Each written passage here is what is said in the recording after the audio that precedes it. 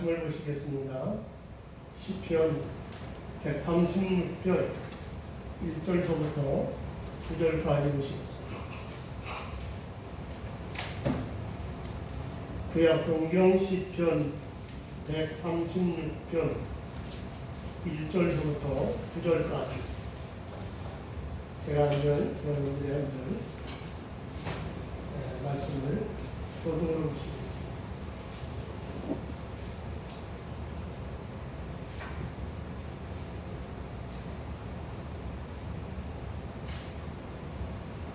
시편 136편 1절로 9절 찾으셨죠? 교독으로 보십니다. 여호와께 감사하라. 그는 선하시며 그 인자하심이 영원하미로다.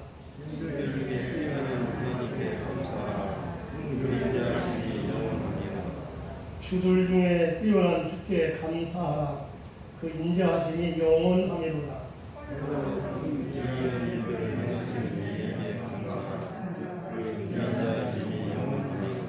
지혜로 하늘을 지으신 이에게 감사하라. 그 인자하심이 영원하미로다.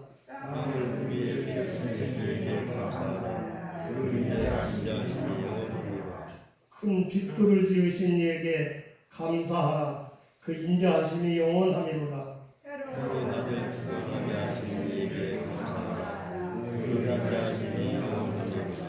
구절 함께 보십니다. 달과 별들로 밤을 주관하게 하신 이에게 감사하라. 그 인자하심이 영원하미로다. 아멘.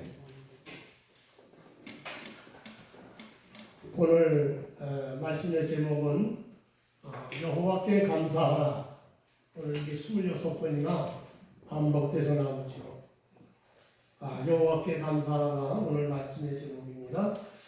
오늘은 2022년 추수감사 주일입니다. 우리가 한 해를 감사하는 주일이죠. 그리고 나의 모든 일을 감사하는 주일이기도 합니다. 오늘 아침에 추수감사 주일에 주의 성전에 나오셔서 감사의 예배를 드리는 성도님 여러분들에게 하나님께서 주시는 감사의 능력과 인도하심과 보호하심의 은혜가 넘치시기를 주님의 이름으로 축원합니다. 오늘 본 말씀으로 보시는 시편 136편은 이스라엘 백성들이 유월절과 또 오순절 또 초막절, 장막절이라고 하죠. 이때 명절 때 하나님을 경배하기 위하여 부르는 감사 찬송시입니다. 그런데 시편 136편의 말씀을 보시면 오늘 지금 9절까지 보셨습니다만은 오늘 우리가 함께 생각하는 말씀은 전체 말씀입니다. 오늘 이 136편의 말씀을 보시면 1절에서 26절까지 26가지 종류의 감사라는 말로 문맥이 계속 이어지고 있죠. 그것은 내 주변에 하나님을 향한 감사의 조건들이 수없이 많다는 것을 증거하기 위하여 기록한 성경 말씀입니다. 그런데 그 감사할 일이 우리 가운데 26가지만 되겠습니까? 260가지도 더 되죠. 아니 그 이상도 되죠. 그런데 이렇게 간단히 요약해서 증거하고 있는 겁니다. 이렇게 감사할 것이 많음에도 불구하고 사람들은 감사하는 것에는 매우 둔감하지요. 오히려 원망스러운 부분에 대해서는 민감합니다. 여러분들도 잘 아시는 누가복음 17장 11절로 19절 말씀에 보면 10명의 나병 환자 이야기가 나옵니다. 이 10명의 나병 환자들은 예수님이 지나가신다는 것을 알았죠. 그래서 길에 나와 있다가 예수님께 자기들을 불쌍히 여겨 고쳐달라고 외쳤습니다. 그래서 예수님께서는 그들을 외면하시지 않으셨죠. 그들을 향하여 가서 제사장들에게 너희 몸을 보이라 이렇게 말씀을 하셨습니다. 이 말은 이미 너희들의 병은 고쳤다. 고침받았으니까 너희 고향의 제사장들에게 가서 너희 몸을 감별받으라. 그런 말씀입니다. 그래서 10명의 나병 환자들은 예수님의 말씀을 듣고 믿고 자기 고향 제사장들에게 달려갔습니다. 그런데 가다 보니까 정말 자기들의 나병이 예수님께서 말씀하신 대로 고침을 받은 겁니다. 그래서 이제는 뒤도 돌아보지 않고 달려갑니다. 그런데 그 중에 한 사람, 사마리아 사람은 달려가던 길을 멈추고 하나님께 영광을 돌리며 예수님께로 돌아왔습니다. 돌아와서 예수님께 엎드려 감사했죠. 그러므로 예수님은 그 사마리아 사람에게 이렇게 말합니다. 10사람이 다 깨끗함을 받지 아니하느냐? 그 9은 어디 있느냐? 그러면서 이 이방인 외에는 하나님께 영광을 돌리러 돌아본 자가 없느냐? 제자들을 돌아보면서 말씀을 하신 거죠. 그러면서 그 사마리아 사람에게 일어나 가라. 내 믿음이 너를 구원하였느니라. 말씀을 합니다. 예수님으로부터 큰 은혜를 받았지만 9명의 사람들은 자기 고향으로 가버렸습니다. 그러나 사마리아 사람 한 사람만 그 은혜에 감사하여 예수님께 돌아와서 감사를 표하였습니다. 그러니까 사마리아 사람은 나병을 고침받았을 뿐만 아니라 그의 영혼도 구원받는 축복을 받았습니다. 감사가 없으면 하나님께 은혜를 못 받습니다. 감사가 없으면 더 받을 축복도 받지를 못한다는 거예요. 그러므로 여호와께 감사하라. 오늘 아침에 말씀한 겁니다. 이 오늘 시편 136편이 가르쳐주는 감사의 원리를 이 아침에 몇 가지로 한번 살펴보면서 저와 여러분들이 함께 교훈받기를 축원합니다. 첫째, 감사하는 것을 찾아서 감사해야 한다는 겁니다. 감사할 곳을 찾아서 감사해야 됩니다. 시편 136편은 처음부터 끝까지 감사할 내용을 나열하고 있죠. 그처럼 하나님의 은혜를 일일이 헤아리고 입술로 고백하고 감사하면 하나님은 더욱 기뻐하시는 겁니다. 자녀가 부모님께 말로 감사를 표현해도 기쁩니다. 그런데 그 자녀가 편지로 그동안에 베풀어 주신 감사한 일들을 다 적고 감사하면 그 부모는 더 기뻐하는 것이죠. 그런데 그 어떤 감사 내용을 보면 아니 그것도 기억하네. 그러면서 감사하네. 그때는 내가 더 미안했는데 라고 하면서 더 감격할 겁니다. 그처럼 감사한 것을 일일이 찾아 감사하며 감사할 일이 더 생기고 삶의 기쁨과 감격과 행복도 넘치게 됩니다. 세계적인 발명왕 에디슨에 대해서 우리는 많이 듣죠. 그런데 에디슨이 청각장애자, 옛날 말로 귀머거리였다는 사실은 많은 사람들이 잘 모릅니다. 가난한 에디슨이 소년 시절에 기차 안에서 신문을 팔면서 틈이 나는 대로 열차 한 구석에서 실험을 했다고 하죠. 그런데 어느 날 흔들리는 기차 안에서 실험을 하다가 기차의 진동으로 그만 화학약품이 떨어져 불이 나면서 기차 안에서 난리가 났죠. 그것을 보고 화가 난 열차 차장이 에디슨을 기차 밖으로 밀어 떨어뜨렸는데 이때 충격으로 고막이 파열됐다고 합니다. 먼 날 에디슨이 유명한 발명왕으로 이름이 났을 때 기자가 에디슨에게 물어봤습니다. 귀가 잘 들리지 않아서 실험과 연구에 불편함이 없었습니까? 그러자 나는 귀가 잘 들리지 않는 사실에 대해 낙심하거나 실망하지 않습니다. 오히려 아무것도 들리지 않아 연구에 몰두할 수 있었기 때문에 감사했습니다. 그렇게 대답을 했다고 하지요. 성도는 힘든 일이나 평범한 일에서도 감사할 것을 잘 찾아내는 사람들이 되어야 합니다. 평범한 일에서도 감사할 것이 사실 많죠. 만약 별들이 1년에 딱 한 번 밤에 나타난다면 그 별을 보면서 사람들은 무척 감격할 겁니다. 그런데 거의 매일 밤, 도시에 사니까 별들을 보기가 정말 어려워요. 가끔 큰 별들이나 몇 개씩 나타나는데 그 옛날 생각하면 별이 하늘에서 총총했죠. 참 이런 결들을 매일 보면 감동이 없게 되는 겁니다. 이스라엘 백성들이 광야에서 처음 만나가 내렸을 때 감격했습니다. 그러나 매일 만나가 내려지니까 오히려 나중에는 이렇게 나옵니다. 아, 고기는 안 주고 매일 만나만 주시니까 불평을 했죠. 매일 우리에게 일상적으로 주어지고 있는 평범한 곳에서도 감사하는 것을 찾고 고난 중에서도 감사할 줄 알아야 비범한 인생이 되는 겁니다. 추수감사들이 왜 생겼습니까? 청교도들이 신대륙에 도착하고 첫 해 겨울을 지나면서 102명 중에 44명이 추위와 굶주림으로 죽었습니다. 그리고 살아남은 자들이 봄에 씨를 뿌리고 마침내 가을에 추수하게 되었죠.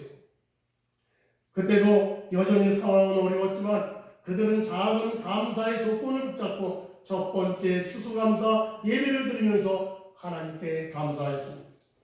그처럼 힘든 상황에서도 감사할 일을 찾아 감사한 겁니다. 사도 바울이 범사에 감사라고 권면했습니다. 그때 사도 바울은 어떤 형편입니까? 그가 평안한 때가 아니었죠. 바울은 지하 감옥에서 핍박과 고통과 시련 중에 있었습니다. 그럼에도 불구하고 감사한 곳을 찾아 감사하라고 그렇게 권고한 겁니다. 요새 많은 사람들은 눈에 보이는 것만 가지고 감사하지 않고 불평하지요. 그래서 감사한 것을 다 놓치고 불행하게 삽니다. 그런데 자세히 찾아보면 감사할 것이 사실 엄청 많죠. 오늘 예배 자리에 나오게 된 것도 감사할 일입니다. 하나님께서 우리의 사모하는 마음을 주셔서 나왔을 뿐만 아니라 여러분 우리가 건강하니까 이렇게 이 자리에 나온 거예요. 만약에 아파서 누워야 될 형편이면 못 나오는 거죠. 참 지난 1년 동안에 어떤 사건과 사고가 얼마나 많았습니까? 그런데 하나님께서 우리에게 건강 주셔서 참 아무 연고 없어서 이렇게 나올 수 있게 된 겁니다. 1톤짜리 포터로 10월 5일장을 다니면서 장사를 하는 사람이 날씨가 청정하고 맑아서 감사하는 삶은 평범한 삶입니다. 그러나 비가 계속 와서 장사할 수 없는 상황에도 감사하는 삶은 진정 믿음 있는 삶이죠. 그런데 그렇게 어려운 중에도 하나님께 감사한다는 것은 결코 쉬운 일은 아닙니다. 그렇잖아요. 상황이 어려운데 어떻게 감사하게 입에 나올 수가 있겠습니까? 그럼에도 불구하고 여러분 우리가 감사하면, 그럼에도 불구하고 우리가 하나님을 의지하고 하나님을 바라보고 감사하면 하나님은 그 사람에게 시험과 시련을 피하게 해주실 줄로 믿습니다. 그러므로 감사한 것을 찾아서 범사에 감사하시기를 축원합니다.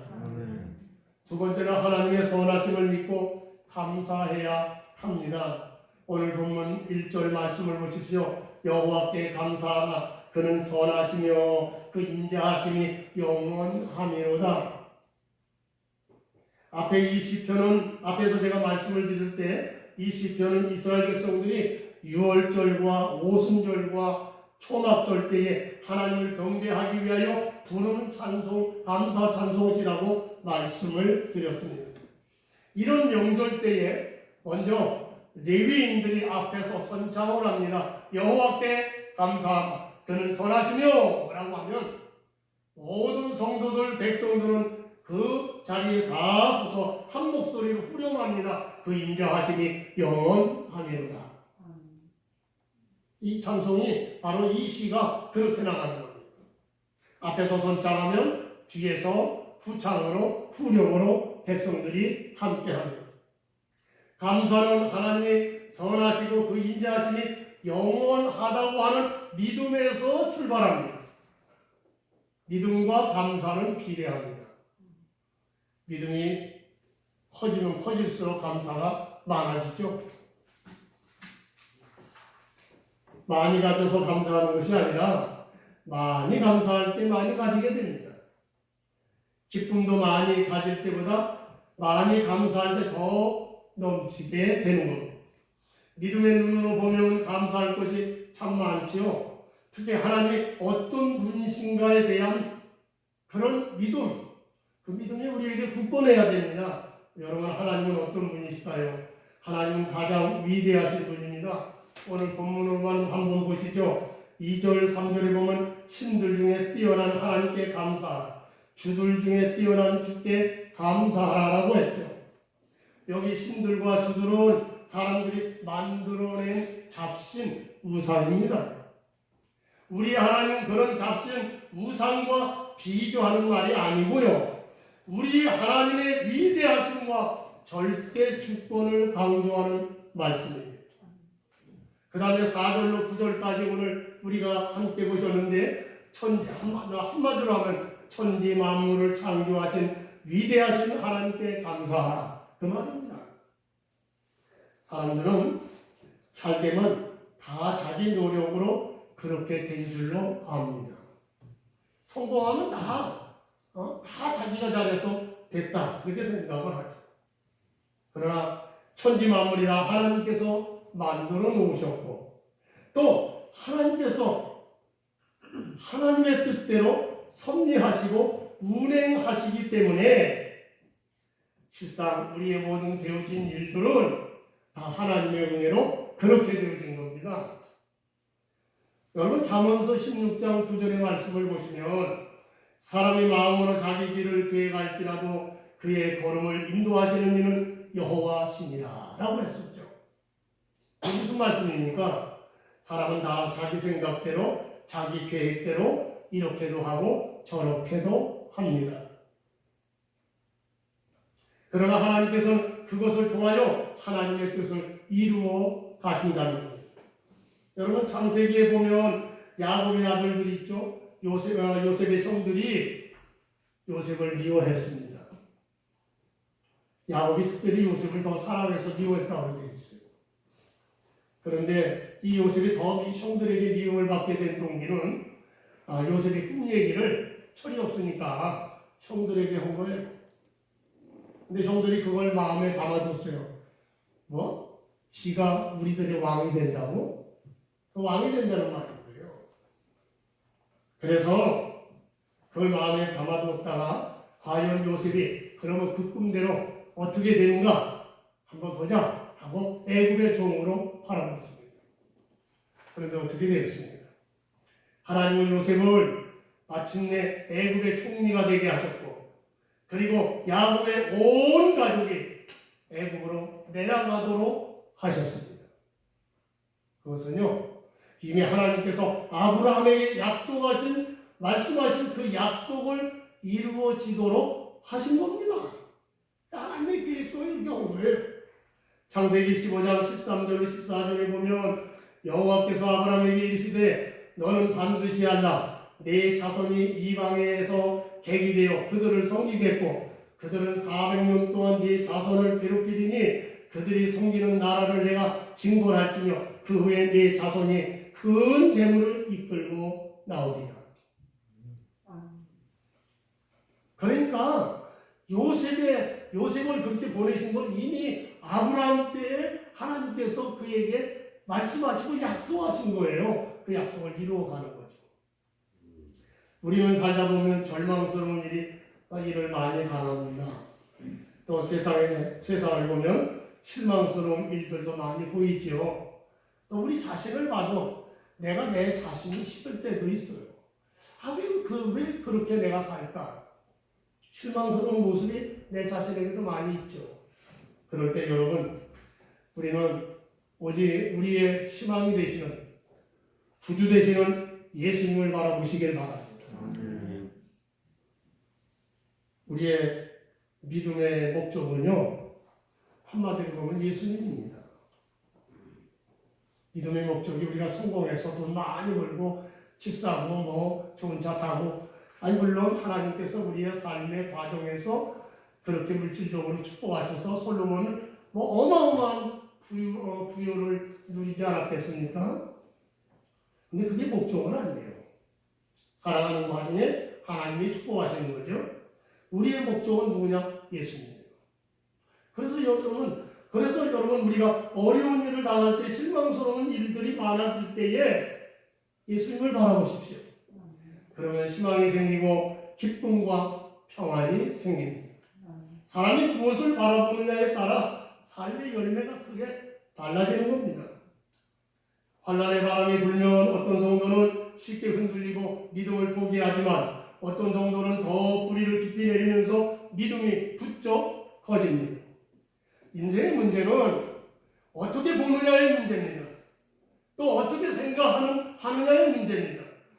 바로 또한 믿음의 문제. 우리 인생은 어떻게 보느냐? 어떤 것을 생각하느냐? 무엇을 생각하느냐? 예? 과연 믿음이 있느냐? 그것이 믿음은 만사 형통을 약속하지 않습니다. 우리가 믿음하면 만사 형통 찬송가는 그게 나옵니다만 실상은 만사 형통을 약속하지 않아요. 뭐라고 합니까? 이렇게 말씀하시죠. 항상 기뻐하고 쉬지 말고 기도하고 범사에 감사하라. 그것이 믿음입니다. 고난의 비는 저 믿지 아니하는 사람에게만 내리는 게 아니고 우리에게도 똑같이 내립니다. 중요한 것은 고난 중에 인격을 가꾸고 시각을 바꾸는 겁니다. 그러면 고난을 통해 성도는 점차 변화됩니다. 사람이 변화된다는 것이 그렇게 쉽지 않죠.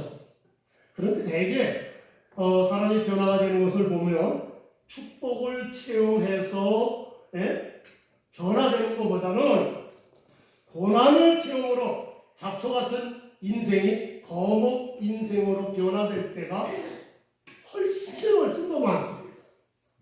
그래서 하나님은 모세를 미디안 광야로 보내셔서 40년간 그곳에서 훈련을 받게 됩니다. 다윗은 사울의 칼날을 피하여 12년간 망명자 삶을 살게 만드셨습니다. 바울도 다메섹 도상에서 부활하신 예수님을 만나고 아라비아 광야에서 3년간 훈련을 받아서 뿐만 아니라 고향 다소로 내려가 10여 년간 기도하는 생활을 하게 하셨습니다. 이렇게 긴 시간 고난의 훈련을 받았던 모세와 다윗과 그리고 바울을 하나님께서 크게 쓰신 겁니다. 그러므로 하나님은 합력하여 손을 이루시는 겁니다. 그러므로 어떤 환경에서도 하나님의 선하심을 믿고 감사하심을 여러분 되시기를 축원합니다. 세 번째는 성도들은 말에 감사가 있어야 됩니다. 말에 감사.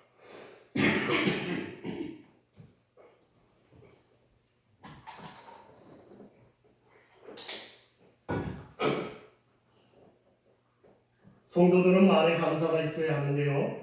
오늘 1절 말씀에 여호와께 감사하라 그는 선하시며 그 인자하심이 영원하미로다 라고 했죠.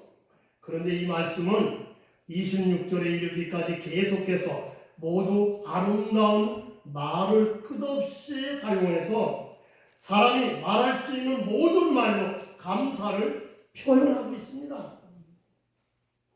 그러므로 성도들은 내 입의 말로 감사해야 한다는 것을 우리에게 교훈하는 것입니다. 하나님께 나의 말로 감사의 산제사를 드리는 사람이 되어야 합니다. 어떤 상담학 교수님이 유학 시절 이야기를 하면서 이런 말을 하더라고요. 한국에서 그렇게 만나고 싶은 친구가 자기를 찾아왔더라고요. 그래서 그 친구가 밤을 새면서 오랜만에 만났으니까 이야기를 나눴습니다. 그리고 밤에 잠을 못 잤으니까 피곤한 몸으로 아침에 겨우 일어나서 음식을 준비하지 못했으니까 간단하게 오트밀을 가지고 아침 식사를 대신 하려 했습니다.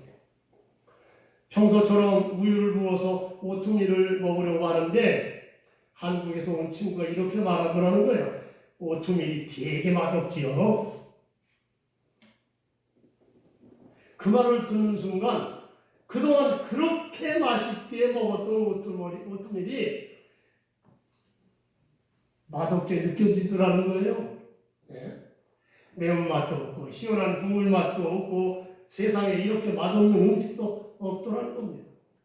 그 친구가 무심코 한마디 던진 말로 인하여 식욕을 완전히 잊어버리고 그 다음부터는 오트밀을 먹지 않게 되더라는 겁니다. 무심코 던진 말이 얼마나 중요한지 모릅니다. 평범한 나의 말투 가운데 사람에게 상처 주고 오해를 불러오고 또 믿음을 잃어버리게 하는 말이 있다는 사실입니다. 누에는 자기 입에서 나온 씨로 집을 짓고 살지요. 그런데 사람은 자신의 입에서 나온 말로 자신의 인생을 지으며 살아간다는 겁니다. 마가복음 9장 14절로 29절에 보시면 예수님이 변화산에서 내려왔죠. 내려와서 제자들이 있는 곳에 딱 왔더니 한 아버지가 병든 아들을 데리고 예수님을 이렇게 찾습니다.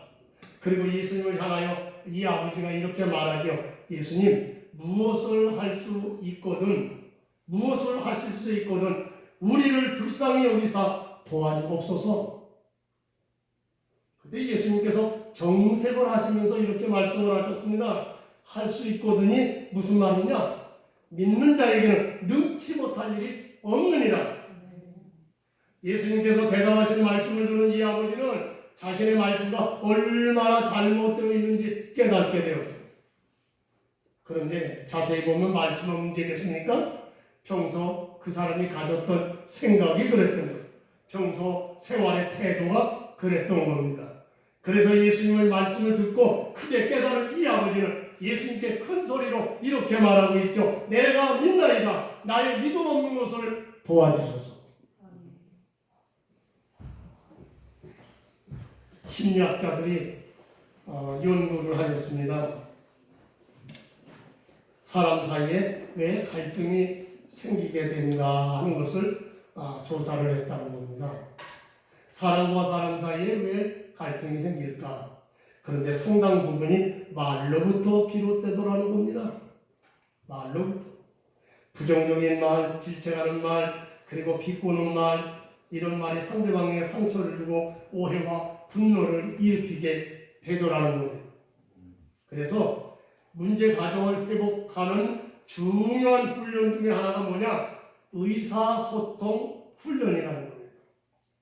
왜곡되고 잘못된 말의 사용을 바꿀 때 가정이 치유되고 인간관계가 회복되고 생활이 여유롭게 변하더라는 겁니다. 말이죠. 말. 신앙생활도 마찬가지입니다. 감사가 없이 불평과 불만만 늘어놓고 기도하면 하나님께서 과연 그 기도를 기뻐 들으시겠습니까?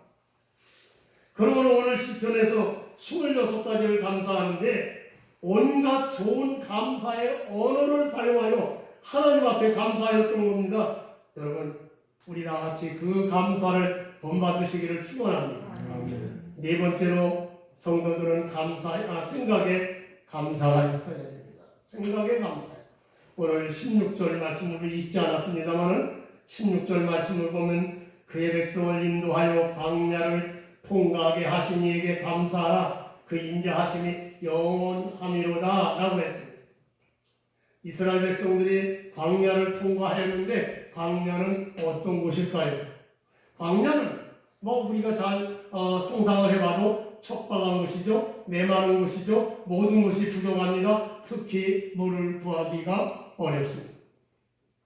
하지만 16절에 보니까 그러한 광야로 인도하여 통과하게 하신 하나님께 감사하라.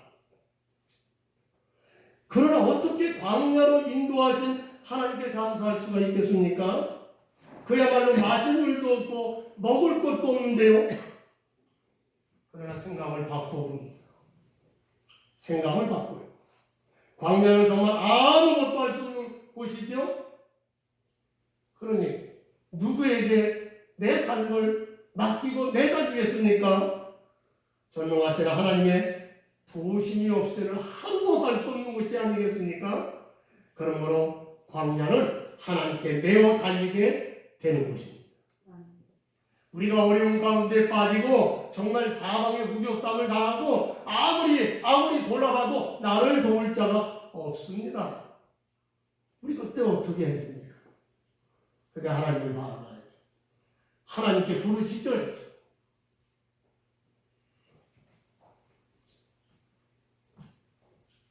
그러므로 이스라엘 백성들은 광야에서 철저하게 하나님께만 의지하는 믿음으로 무장하게 되었어요. 처음에는 그들도 방황하고 불평, 불만이 가득했습니다. 그러나 하나님을 의지하지 않으면 안 된다고 하는 그걸 체험하고 나서, 그걸 경험하고 나서 철저한 하나님을 의지하는 신앙으로 변하게 됩니다. 그렇게 변화된 이스라엘 백성들, 막을 사람이 없게 됐죠. 민수기 21장 21절 이하의 말씀을 보면 그때부터 이스라엘 백성들은 가는 곳마다 연전연성합니다. 그리고 마침내 요단강을 건넌 후에는 가나안 7 족속을 이어 가나안을 정복하였습니다. 그들이 부정적인 생각을 바꾸어 긍정적이요 감사하는 생각을 가지면서 이스라엘은 가나안을 정복하는 역사가 일어나게 된 겁니다. 저는 가보진 않았지만 글로 본 이야기인데, 멕시코에는 온천과 냉천이 각각 옆에서 솟아나는 신기한 마을이 있다고 하지요. 한쪽에는 부글부글 끓는 온천이 땅에서 솟아오르고 그 옆에는 얼음물과 같이 차가운 냉천이 솟아오른다는 겁니다. 그래서 이 마을 사람들은 이곳을 빨래터로 사용한다는 겁니다. 온천이 흐르는 물에 아주 빨래를 그곳에 잘 빨고 그리고 삶아서, 그러면 때가 쫙 빠진다는 거예요. 그러면 그 빨래를 끄집어내서 냉천에 넣으면 아주 깨끗하게 헹구어진다는 겁니다.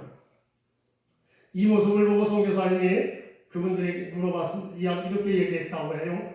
이렇게 편리하게 더운 물과 찬물을 동시에 주셔서 쉽게 빨래할 수 있으니 하나님은 얼마나 좋은 분이십니까?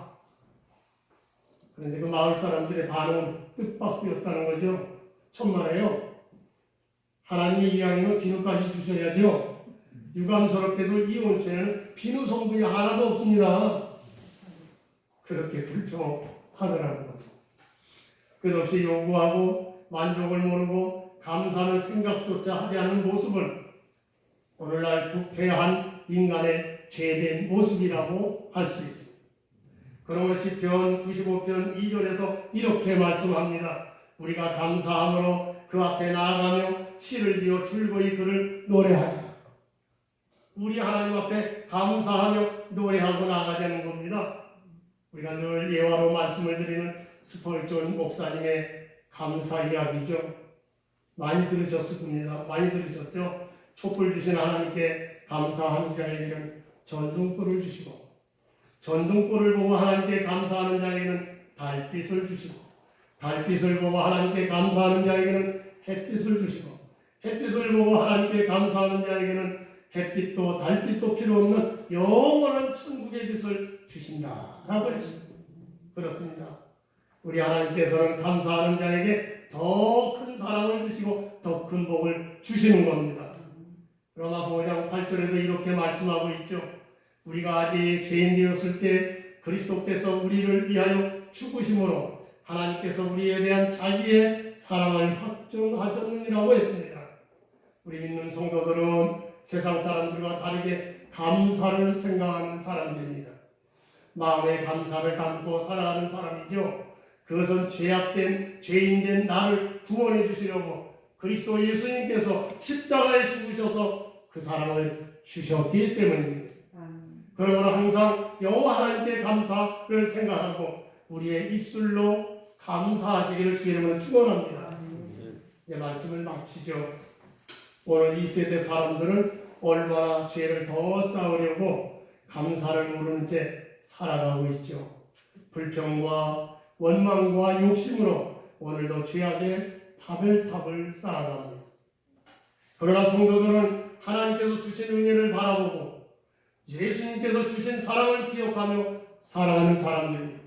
그러므로 감사하는 것을 찾아서 감사해야 하며 또한 하나님의 선하심을 믿고 감사해야 되고요. 우리의 말에 감사, 생각에 감사가 있어야 합니다. 그러므로 항상 범사에 감사하여 감사의 열매를 내려가는 삶을 살아가시기를 주님의 이름으로 축원합니다. 기도하시겠습니다. 사랑하시는 아버지 하나님, 귀하신 은혜와 사랑하심을 감사합니다. 오늘 우리가 추수감사절을 맞이해서 1년에 감사절이 2번이나 있는데 하나님 정말 우리가 지난날 여러 가지 우리의 삶 속에서 감사할 것들을 찾아 감사해야 된다고 하는 이 말씀을 통해서 하나님 오늘 아침에도 감사가 무엇이며 어떻게 감사해야 되는지를 이와 같이 함께 생각했습니다. 우리가 늘 살면서 원망과 불평은 많지만 감사가 늘 부족한 것을 불쌍히 여겨 주옵소서. 우리가 다 하나님의 은혜로 사는 사람들인데 하나님의 은혜를 기억하지 못할 때가 너무나도 많사오니 저희들을 다시 한번 깨우쳐 주셔서 이와 같이 늘 아버지 하나님 사소한 것 소소한 것까지라도 감사하고 살 수 있는 아버지 그러한 믿음과 그러한 성령의 역사가 우리에게 있게 하여 주셔서 늘 감사함으로 감사의 열매를 맺고 사는 아버지 저와 저희들 다 될 수 있도록 축복하여 주옵소서. 예수님의 귀하신 이름으로 기도합니다.